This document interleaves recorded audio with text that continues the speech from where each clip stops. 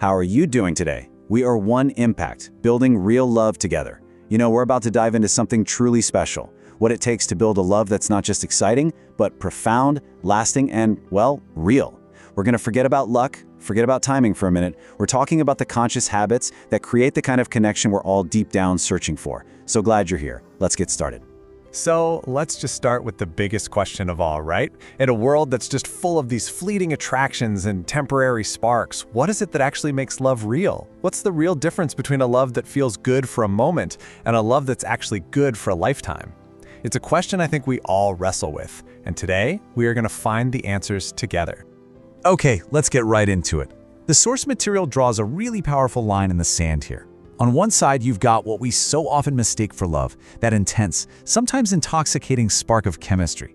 It's all about infatuation, right? How someone looks, how they make you feel in that moment. But on the other side, that's where we find real love. And this isn't built on a fleeting spark, no. It's built on a soul-deep connection, genuine compatibility, and the quiet, steady, day in, day out practice of kindness. And this just shows you what's at stake. Take a look. Relationships that are running only on chemistry, just that initial high, they have a shockingly low chance of long-term compatibility. It's like a firework, burns bright, burns fast, and then it's gone. But relationships built on a true connection, they have the foundation to not just survive, but to actually thrive and grow stronger over time. So how do we get there? How do we build that connection-based love? Well, this is our roadmap for today's explainer. We are going to walk step by step through 5 foundational habits that can literally transform how you approach love. Let's begin the journey. All right, our very first habit, and honestly, this is the most important one because absolutely everything else is built on top of it. Before you can even think about finding real love with someone else, you have to start with the person looking back at you in the mirror. You have to know yourself first. This quote from the source, it reframes everything, doesn't it? Think about that person you dated who just seemed to completely change overnight. According to this, they didn't really change. They just woke up. They became conscious of who they really were all along. The problem was you fell for the unconscious version. And real, sustainable love can only happen between 2 conscious, self-aware people.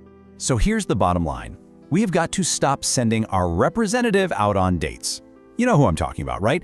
That polished, perfect, super agreeable version of you that is just not sustainable in the long run. You have to get brutally honest and define what love, kindness, and patience actually mean to you. And then, and this is the scary part, you have to have the courage to present that real, authentic self from the very first conversation. Anything else is just building a beautiful house on a foundation of sand. It's bound to crumble. And this right here is what that first step looks like. It's not about looking for someone else to complete you. It's about looking inward. It's taking the time to discover the heart of who you really are, what you truly value, and what you actually need to feel loved and secure. And just like that, we've mastered the first habit. One heart filled. We are officially on our way. Okay, let's move on to our second habit, and you'll see how beautifully this builds on the first. This is all about learning to tell the difference between that common, everyday thrill of chemistry and the rare, profound magic of a true connection. You see, one is just a spark. The other is a soul match. Oh, I just love this definition from our source. I mean, think about it. Chemistry? That can happen with a lot of people. It's that exciting, butterflies in your stomach feeling. It's great.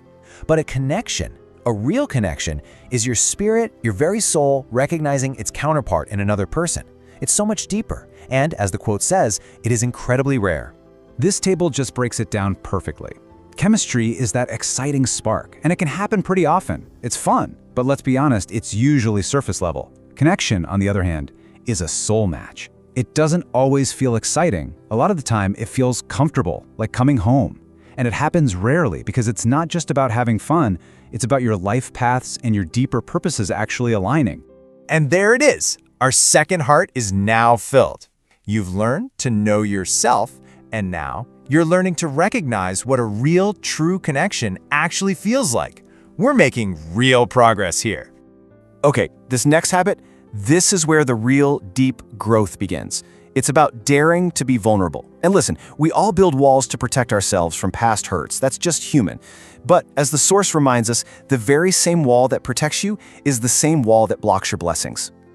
Just look at our couple here. They've met, they feel that connection we talked about, but their past experiences, they've caused them to put up these thick protective walls. They're hiding, they're afraid to show their true selves. But real love requires the courage to tear those walls down brick by painful brick, to let someone truly, truly see you. It's only when those walls start to crumble that real communication and real intimacy can finally begin. So what are those walls really made of? They're built from these deep core fears, aren't they? The fear of getting hurt again, the fear of being rejected for who we really are, and for so many of us, the fear of losing control by letting someone get that close. Just recognizing which of these fears is building your wall, that's the first step to dismantling it. And that is habit number 3. Look at that, we're over halfway there. This is a massive milestone on this journey. Our final section combines two powerful intertwined habits, the ability to create balance and the commitment to grow together. Now, they're presented together for a reason, because one really can't exist without the other. As the source material puts it so beautifully, love is not a battlefield or one person has to win. It's a dance. It's a dynamic partnership. So the crucial point here is to completely shift your mindset. You have to stop trying to win arguments. Instead, work to maintain balance. Understand that your partner might be in a moment of high, chaotic energy, and maybe what they need from you is a calm presence to bring peace, and vice versa. It's about accepting that all relationships are imperfect and committing to the real work of healing your own past traumas so you don't project them onto your partner. You can't fix them, but by letting your own light shine, you create a space where you can both grow. And would you look at that? All 5 hearts are now glowing gold. You've done it. You've walked the entire path, from knowing yourself all the way to committing to growth.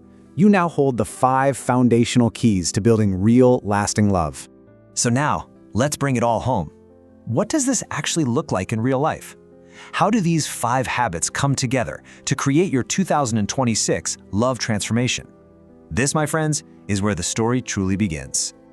This timeline just illustrates the journey so well. In week 1, you feel that rare, amazing connection. But guess what? By month 6, challenges are going to pop up. That's life. But this is where you practice vulnerability and balance instead of building walls. And because you both committed to the work, by year 1 and beyond, that initial connection has deepened into something solid, something unbreakable. Real love is a process, not a perfect fairy tale ending. And here is the beautiful result of all that work. Our couple who started by looking inward, who chose connection over chemistry, who bravely tore down their walls and who learned how to dance and grow together, their 2 separate paths have now beautifully merged into one. They've become a supportive, powerful team built not on luck, but on conscious effort and real, authentic love. So as we finish up, I want to leave you with this final, powerful question. You have the roadmap, you understand the habits. What is the one small thing you can start doing today to begin your own journey? Don't overwhelm yourself. Just one thing. Your transformation starts right now. Go out there and become a real lover.